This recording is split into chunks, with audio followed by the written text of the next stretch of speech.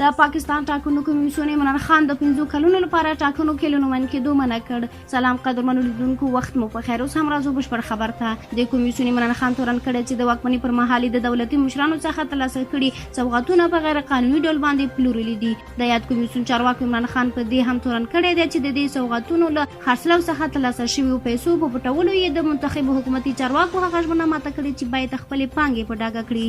د پاکستان حکومتي چارواکي اجازه لري سولې او ټاکلي ارزښت کم سوغاتونه له ځان سره وساتي، خو د عمران خان وکیل ګوهر خان ویلي د انتخاباتو د کمیسیون دا پریکړه به د پاکستان په ستره محکمه کې وننګوي. د پاکستان د ټاکنو کمیسیون د خان په اړه د جنایي قضیې د پرانیستلو حکم هم کړی دی. د عمران خان د تحریک انصاف ګوند له خپل ملاتړ وغوښتي چې د انتخاباتو د کمیسیون پر دې پریکړه د اعتراض لپاره به سوله ییز لارښوونه وکړي.